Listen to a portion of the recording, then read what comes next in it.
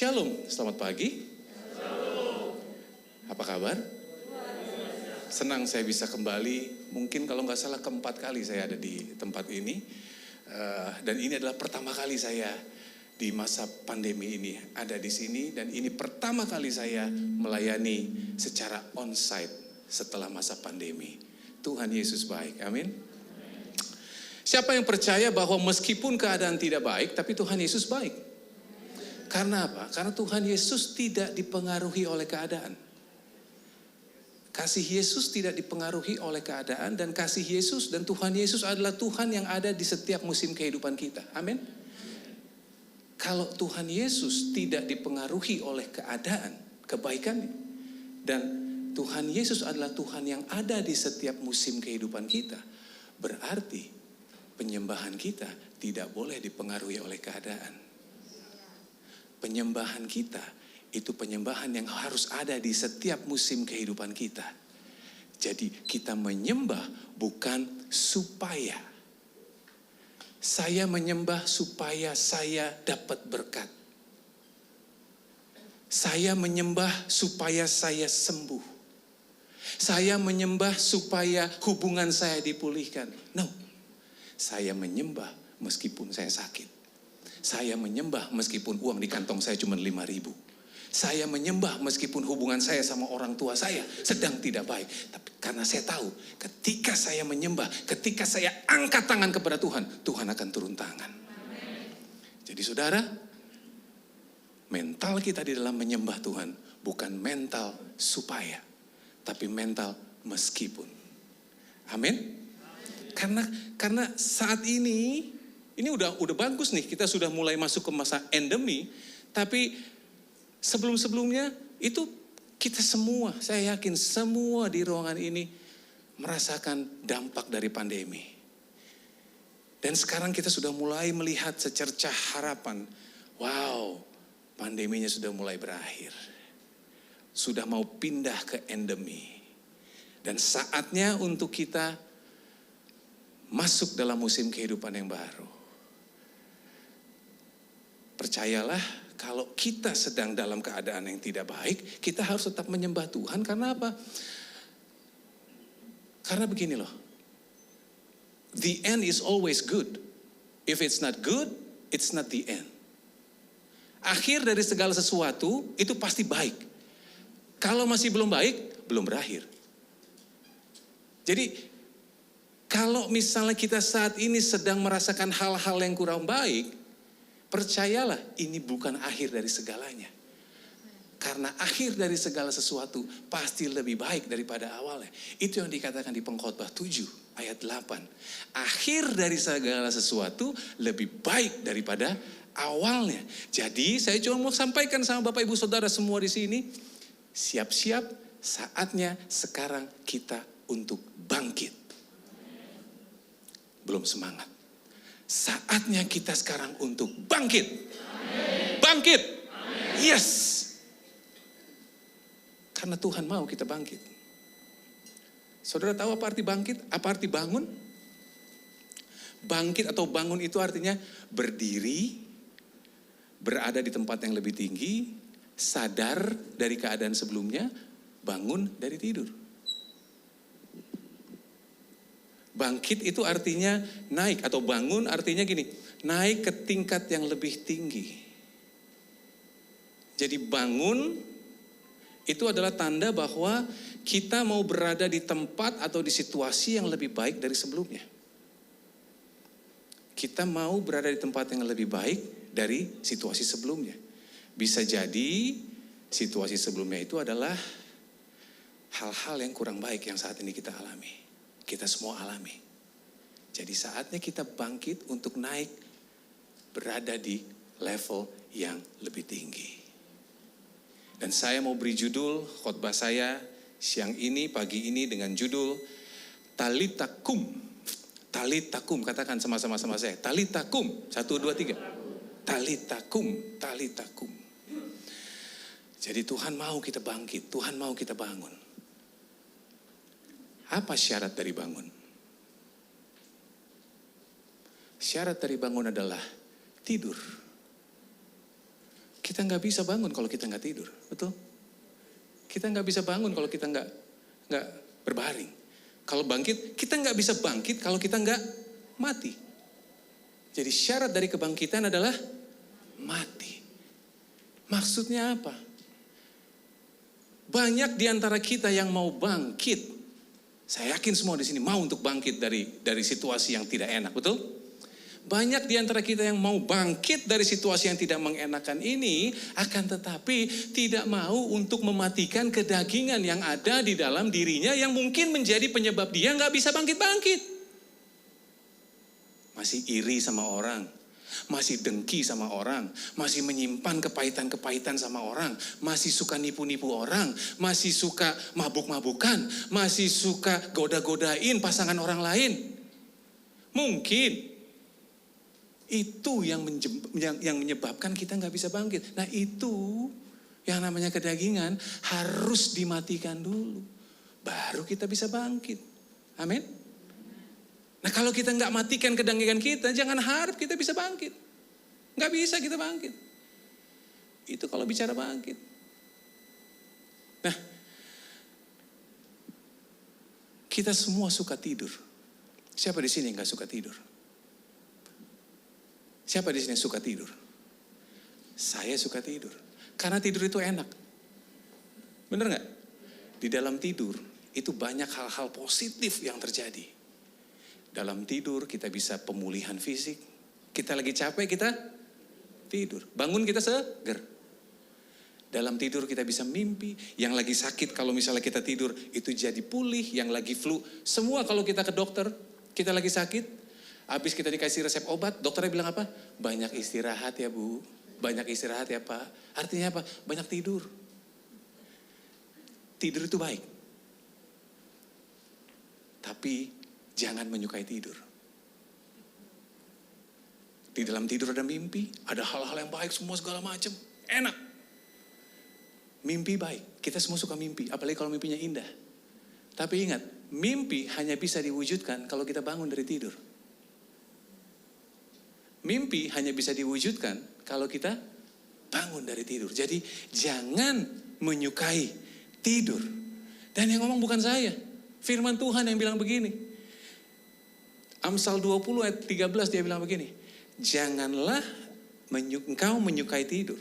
Supaya engkau tidak jatuh miskin. Bukalah matamu dan engkau akan makan sampai kenyang. Jangan suka tidur. Tidur baik. Jangan menikmati tidur. Amin. Kurang kuat amin. Berarti semua pada suka tidur di sini. Termasuk saya. Suruh bangun jam 5, aduh. Nah, bicara tentang bangun, bicara apa semua bangkit ini ada satu cerita di Alkitab yang saya mau sampaikan sama Bapak Ibu Saudara semua di sini. Kita lihat dari Markus 5 ayat 21 sampai 43. Markus 5 ayat 21 sampai 43. Ayatnya cukup panjang, tapi karena Tuhan baik sama saya rela untuk membacakannya buat Bapak Ibu Saudara semua di sini. Sebagian ya. Markus 5 ayat 21 sampai 43. Ini cerita tentang Tuhan Yesus membangkitkan anak Yairus yang di tengah-tengah harus menyembuhkan wanita yang sudah 12 tahun pendarahan. Ingat gak itu? Ingat gak perempuan ini ngomong begini, asal kujamah saja jubahnya, maka aku akan sembuh. Tahu ya cerita itu ya? Oke, saya bacakan dulu buat saudara. Ayat 21. Sesudah Yesus menyeberang lagi ke perahu, orang banyak berbondong-bondong datang lalu mengerumuni dia. Sedang ia berada di tepi danau. Datanglah seorang kepala rumah ibadat yang bernama Yairus. Ketika ia melihat Yesus, tersungkurlah ia di depan kakinya dan memohon dengan sangat kepadanya, anakku perempuan sedang sakit, hampir mati.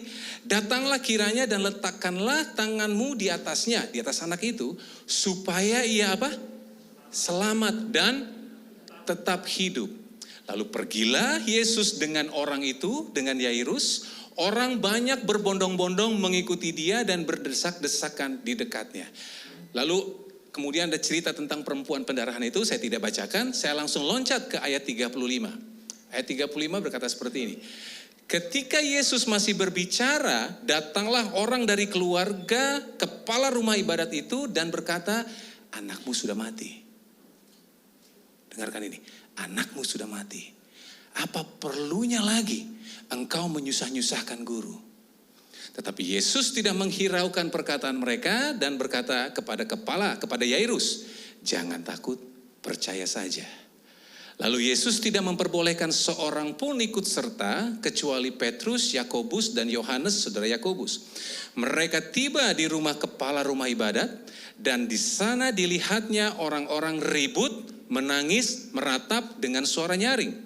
Sesudah ia masuk, ia berkata kepada orang-orang itu, mengapa kamu ribut dan menangis? Anak ini tidak mati, kata Tuhan Yesus, tapi tidur. Tetapi mereka yang tadi nangis, nangis, meratap, ribut, yang tadi nangis, kemudian mereka menertawakan Yesus. Karena mereka menertawakan Yesus, Tuhan Yesus kesal, akhirnya diusirlah mereka. Lalu dibawanya Yairus dan ibu anak itu, dan mereka bersama-sama dengan Tuhan Yesus masuk ke kamar anak itu. Lalu dipegangnya tangan anak itu, katanya apa? Talita kum, yang berarti, hai anak, aku berkata kepadamu, bangunlah. Seketika itu juga anak itu bangkit, berdiri dan berjalan. Sebab umurnya sudah 12 tahun. Semua orang yang hadir sangat takjub. Amin. Kita semua tahu perikop ini bicara yang populer adalah tentang wanita pendarahan yang disembuhkan oleh Tuhan Yesus. Tapi saya mau ajak Bapak Ibu Saudara di sini untuk melihat perikop ini dari kacamata seorang Yairus yang anaknya lagi sakit. Oke, siap saudara? Yairus ini adalah seorang pemuka agama. Dia adalah kepala rumah ibadat. Kalau sekarang mungkin saya bisa bilang dia ini adalah gembala sidang. Gembala sidang suatu gereja. Jadi kalau gembala sidang, dia adalah orang yang sangat dihormati. Orang yang perkataannya didengar orang banyak. Orang yang status sosialnya dihormati, mau kemana-mana dilayani semua, itulah Yairus. Oke? Dan beberapa literasi yang saya baca, Yairus ini karena dia pemuka agama, dia ini orang Farisi. Dan Bapak Ibu Saudara tahu, bagaimana sikap orang Farisi terhadap Tuhan Yesus. Suka nggak? Nggak suka. Dan orang Farisi artinya apa? Yairus tahu tentang Tuhan Yesus. Tapi Yairus mungkin dia tidak suka sama Tuhan Yesus. Jadi saya bisa bilang begini, Yairus tahu firman, dia tahu Tuhan Yesus, tapi dia belum mengalami perjumpaan dengan Tuhan Yesus. Saudara kenal orang-orang seperti itu? Orang-orang yang kenal, tahu firman, kenal Yesus, tahu Yesus, tapi belum mengalami perjumpaan dengan Yesus. Mungkin Bapak Ibu Saudara kenal orang itu. Tapi saya yakin di ruangan ini gak ada orang seperti itu. Karena di sini semuanya sudah mengalami perjumpaan dengan Yesus dan sudah berjalan bersama-sama dengan Yesus. Amin. Tapi pasti saudara kenal orang-orang seperti itu kan? Nah, itu adalah Yairus. Di sisi lain, dengan status dia yang seperti itu, anaknya sakit. Sakit keras. Udah mau mati. Mungkin kalau sekarang udah beberapa kali masuk ICU, gak sembuh-sembuh. Dia gak masuk ICU, kenapa coba? Zaman dulu belum ada ICU. Jadi dia gak dibawa ke ICU. Nah, jadi bayangkan, dia sudah hampir putus hubungan, putus harapan. Lalu kemudian dia mendengar tentang Tuhan Yesus. Ini yang saya suka, dia ketemu Tuhan Yesus, dia memilih untuk tidak membenci Tuhan Yesus, dia malah tersungkur, sujud, menyembah Tuhan Yesus, minta tolong sama Tuhan Yesus. Keren gak? Dia mengambil keputusan yang tepat untuk meminta tolong kepada Tuhan Yesus. Reputasi Kristus bisa membuat pembenci Kristus berubah menjadi penyembah Kristus. Itu baru reputasi. Bagaimana dengan kuasanya? Pasti lebih dahsyat lagi. Amin. Jadi saudara, jangan pernah tinggalkan Tuhan Yesus. Karena sudah banyak orang-orang yang justru menjadi pengikut Kristus. Nah, terus kemudian dia minta tolong. Anggaplah dia lagi ada di sini. Dia ketemu Tuhan Yesus. Menyembah, sujud menyembah. Lalu kemudian Tuhan Yesus bilang apa? Oke, aku akan datang ke rumahmu. Senang gak Yairus? Senang. Lalu di firman Tuhan dikatakan, di ayat itu dibilang, berjalanlah dia bersama Yesus. Bayangin saudara, berjalan bersama Yesus. Kita aja yang cinta banget sama Tuhan Yesus, belum pernah berjalan-jalan secara fisik sama Tuhan Yesus. Tapi Yairus udah. Gimana perasaannya? Kita pengen aja jadi Yairus. Orang Farisi bisa berjalan bersama Kristus. Di jalan bersama-sama dengan Tuhan Yesus. Di jalan.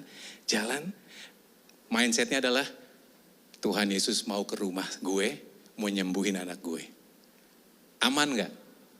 Aman harusnya. Ternyata tidak aman saudara.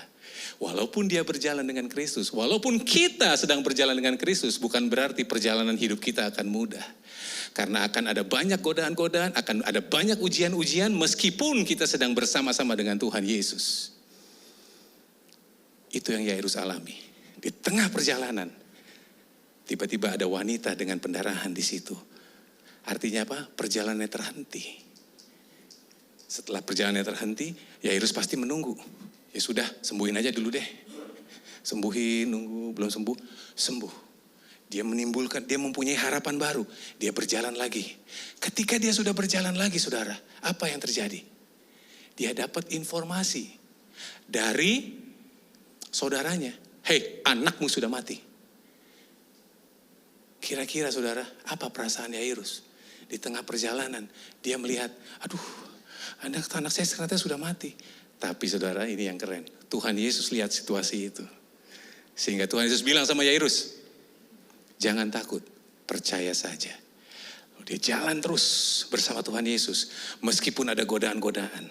Sampai akhirnya dia sampai di rumahnya, Tuhan Yesus masuk ke rumahnya, dia jamah tangan anak itu, dan Tuhan Yesus bilang begini, talitakum, hai anak, bangunlah. Saudara bayangkan perjalanan Yairus dari titik sana, terus sampai akhirnya di titik sana.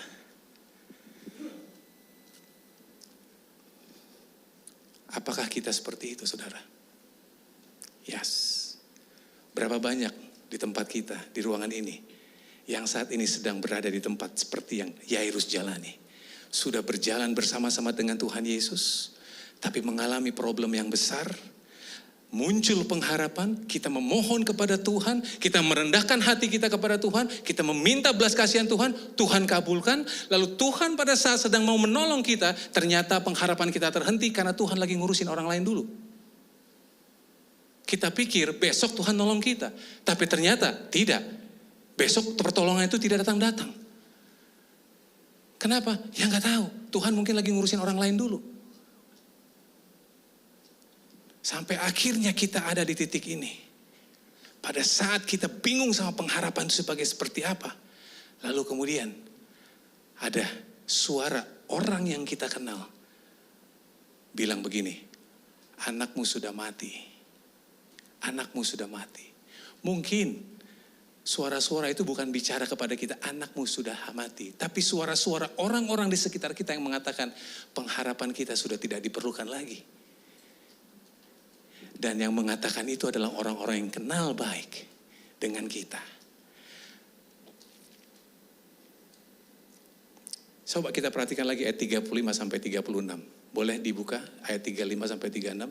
Di sini adalah titik persimpangannya Yairus. Dibilang begini, ketika Yesus masih berbicara, datanglah dari keluarga kepala rumah ibadat itu dan berkata, anakmu sudah mati. Apa perlunya lagi engkau menyusah-nyusahkan guru? Itu kata orang sekitar. Tetapi Yesus tidak menghiraukan perkataan mereka dan berkata, jangan takut, percaya saja. Di sini Yairus dihadapkan pada dua perkataan yang bertolak belakang satu sama lain. Dan Yairus harus memilih perkataan yang mana. Suara siapa yang harus Yairus dengar? Suara keluarga yang memang sesuai dengan fakta, atau suara Kristus yang seringkali tidak sesuai dengan fakta. Kita buka Ibrani 11 ayat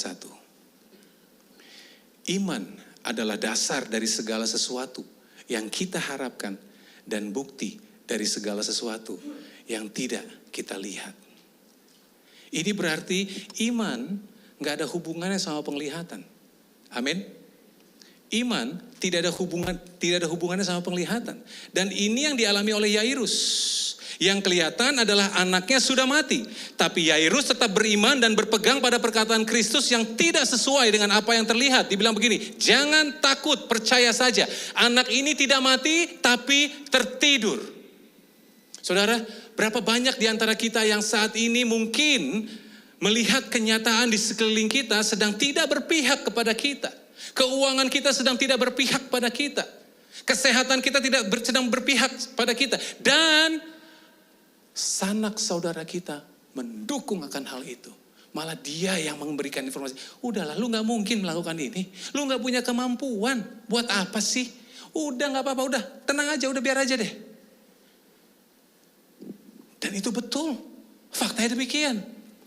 Tapi di sisi lain, ada firman Tuhan yang mengatakan, jangan takut, percaya saja. Dan bertentangan satu sama lain. Suara siapa yang saudara dengar?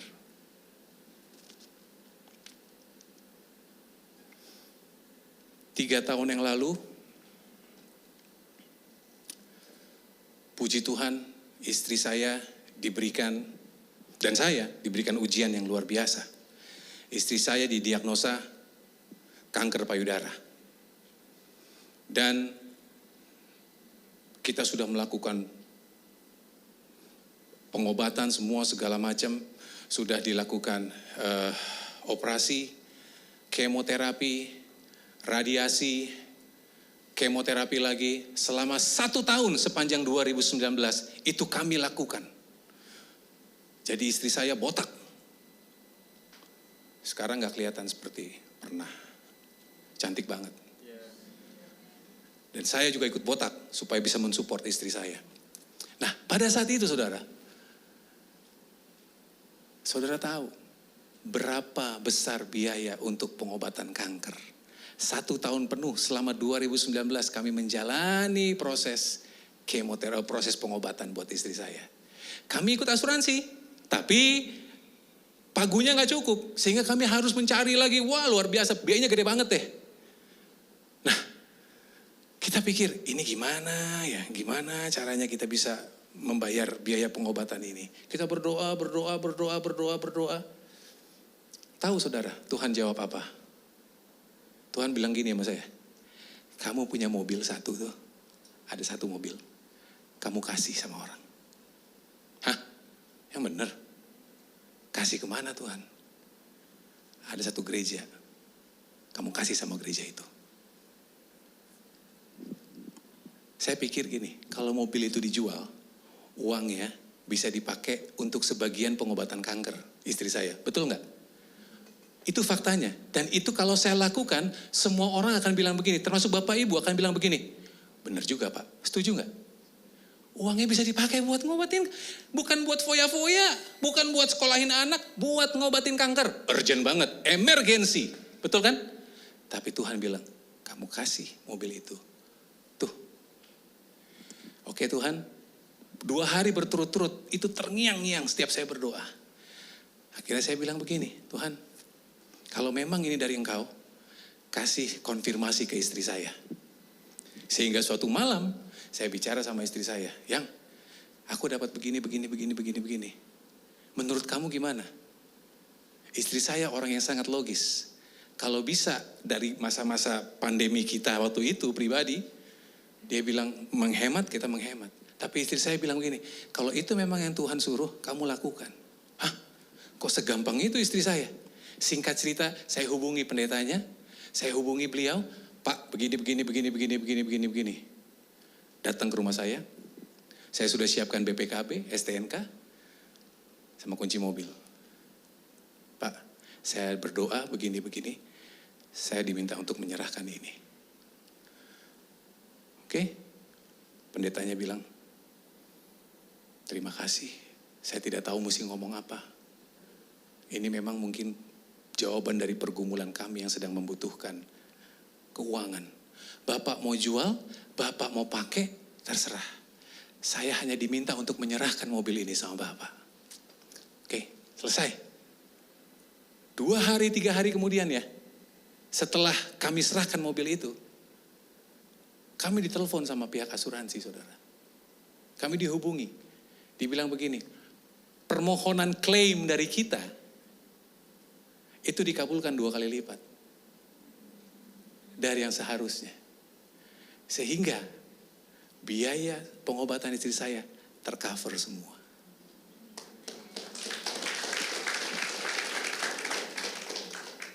Saya hanya bisa nangis sama istri saya, mengucap syukur. Karena kami berdua mendengar suara Tuhan, bukan mendengar suara orang.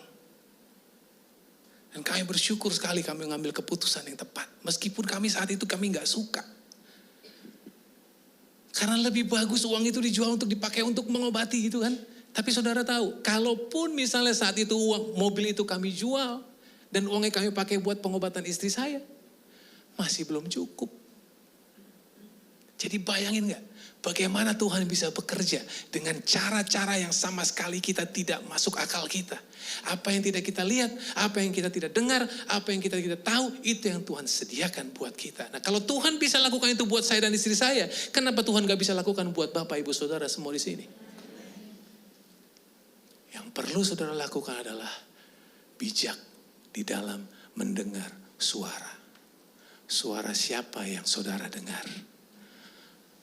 Suara fakta yang betul? Bahkan mungkin suara orang tua, suara sanak saudara, adik kakak yang sangat logis, atau suara Tuhan yang seringkali tidak masuk akal. Ketika saudara mendengar suara Tuhan, jangan lupa untuk diuji. Dan kami bersyukur sekali ini bisa kami sampaikan. Saya boleh minta pemain keyboard untuk naik.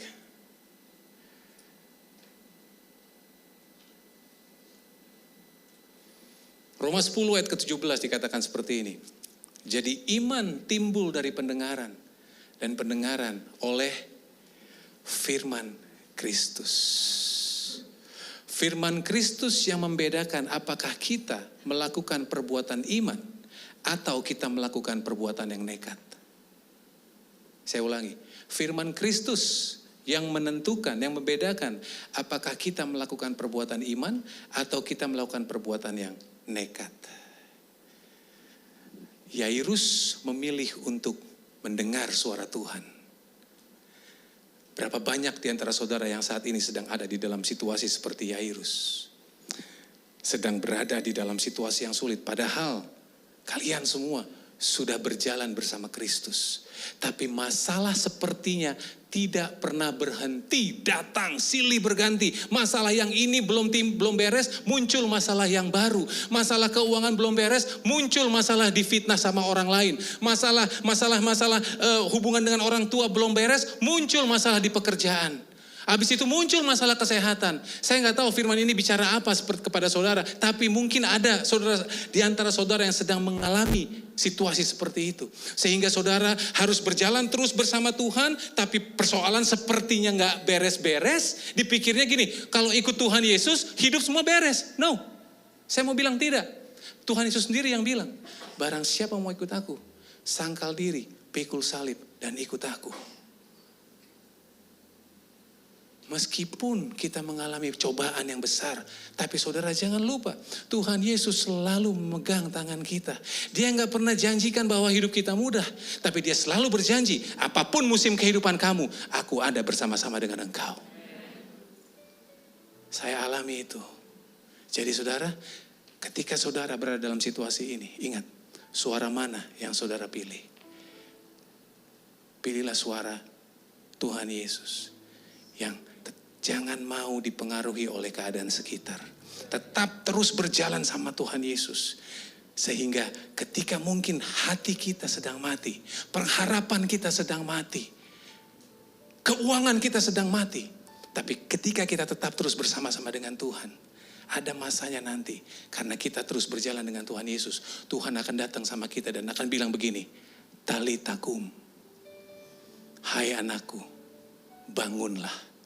Bangunlah pengharapanmu, bangunlah keuanganmu, bangunlah pemulihanmu, bangunlah kesehatanmu, bangunlah semua hal-hal yang tidak baik dalam dirimu. Karena aku bersama-sama dengan engkau. Sehingga engkau bisa bilang begini, sekalipun aku berjalan di dalam lembah kekelaman, Nabi, aku tidak takut bahaya. Karena engkau besertaku, gadamu dan tongkatmu, itulah yang selalu menyertai aku, itulah yang akan selalu menuntun aku.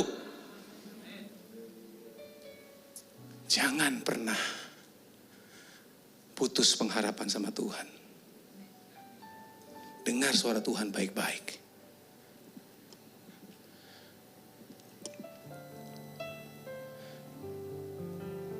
Ibrani 12 ayat 2 dibilang begini. Marilah kita melakukannya dengan mata yang tertuju kepada Yesus, yang memimpin kita dalam iman dan yang membawa iman kita itu ke dalam kesempurnaan. Saya lanjutkan ayat ketiga. Ingatlah selalu akan Dia yang tekun menanggung bantahan yang sehebat itu terhadap dirinya dari pihak orang-orang berdosa, supaya jangan kamu menjadi lemah dan putus asa. Saudara, mungkin saat ini ada yang memerlukan firman ini. Apapun situasi saudara, waktunya akan tiba. Tuhan akan datang pada saudara dan bilang, talitaku, bangunlah anakku. Jangan terlalu lama tertidur.